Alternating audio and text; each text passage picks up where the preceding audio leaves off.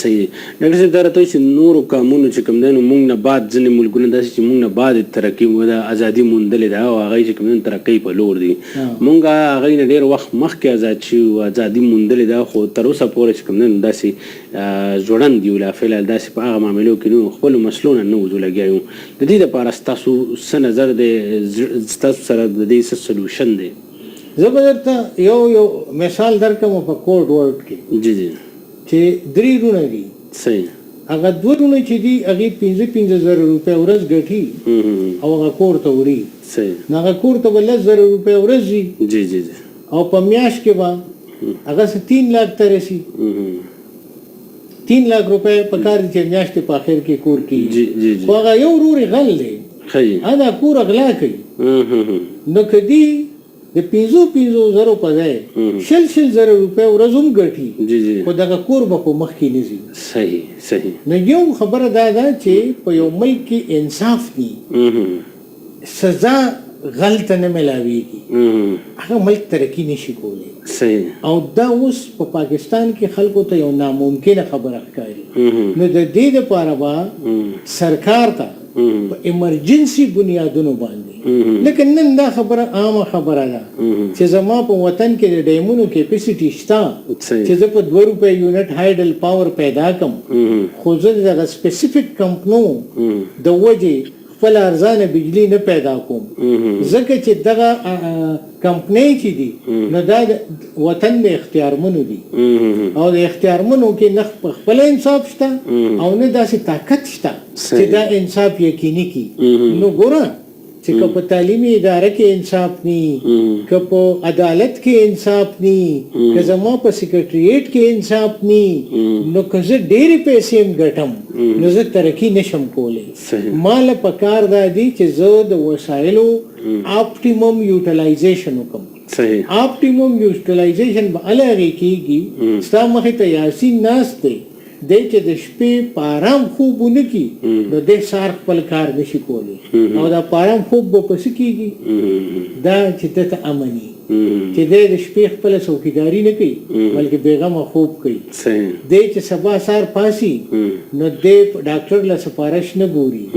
دی جج له او پولیس والا له سفارش نه ګوري نو انصاف چې دی دا صرف دقه نه دی چې یو سړي 302 وکړو ته په تخته ودروه پانسي کا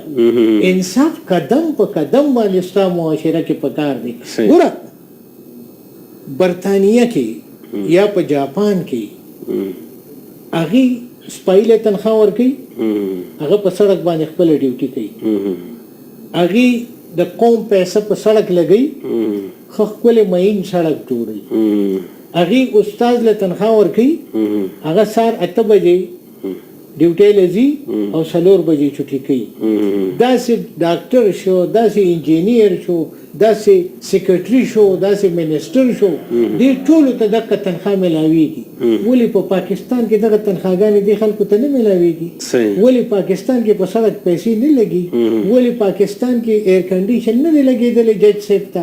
ولی پاکستان کې په اسمبلی حال کې ایسی نه دی لګېدلې ولې په پاکستان کې مین سړک نشته مسله کوم ځای ده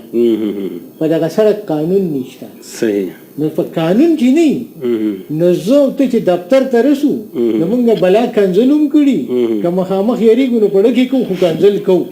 دا کم سړی چې وایي چې زه زورور یم او زه بدماش یم نو د ده هر څه کنځلی شي په دغه سړک خو د چا وس نه رسي چې مخ ورله ووایي یعنې هر څه کنځلی شي اصلي خبره دغه ده او دا د حکومت ذمہواري ده دا زما او ستا ذمہواري نه ده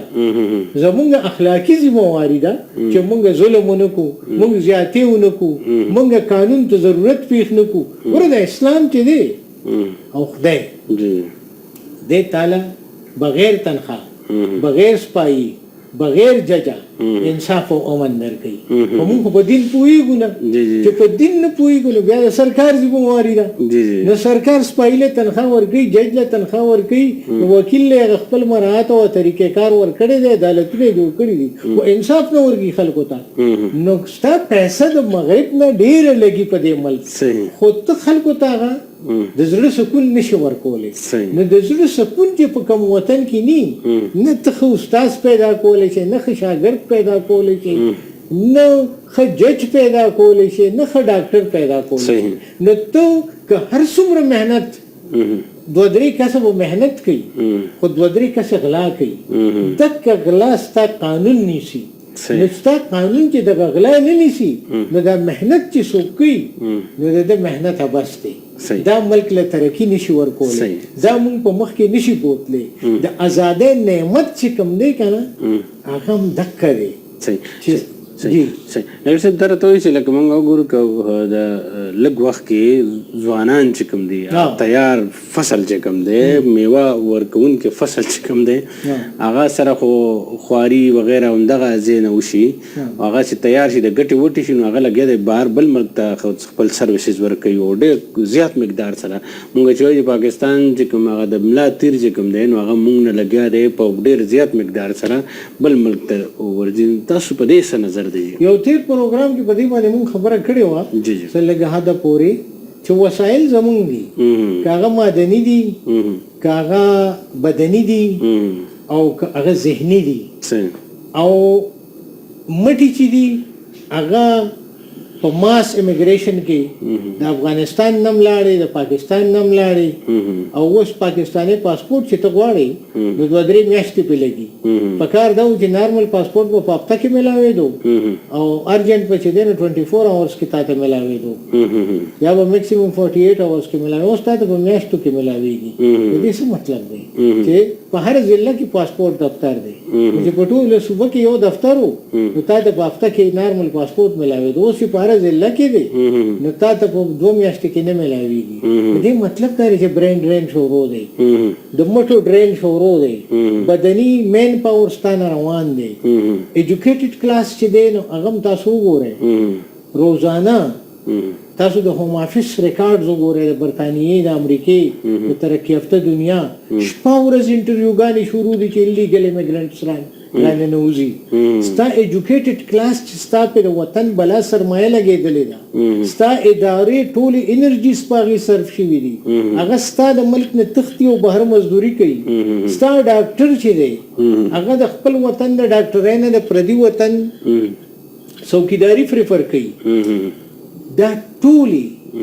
د نااهلۍ وجې دي چې زما منتظم چې کوم دی زما د وطن نظامت چې د چا په لاسو کې دی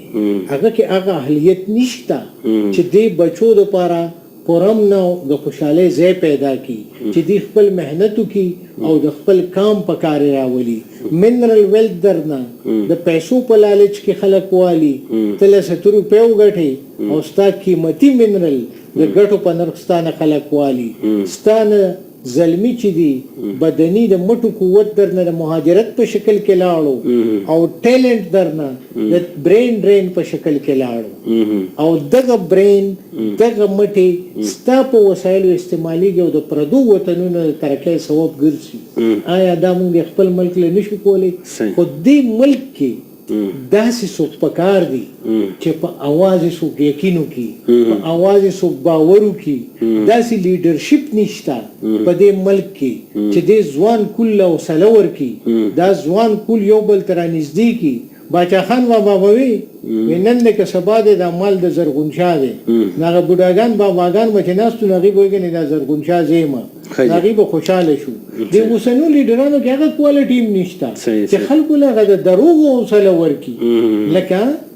فیوچر چې دی دا صرف خدای ته پته ده دا استاد ته هم نه دی معلوم دا تا ته هم نه دی معلوم نورو ملګرو ته هم نه دی معلوم خو د ښه فیوچر دا د خدای پاک فیصله ده. د کومو قامونو په اخلاص سره محنت کړی دی ایمانداری ده پکې او اخلاص دی پکې هغې له خدای پاک روښانه مستقبل ورکړی دی. خو هغه وسایل چې په صحیح لاسو استعمال شوي دي د علي خان بابا شعر دی او د دغه زمانې د شاعرانو شعر دی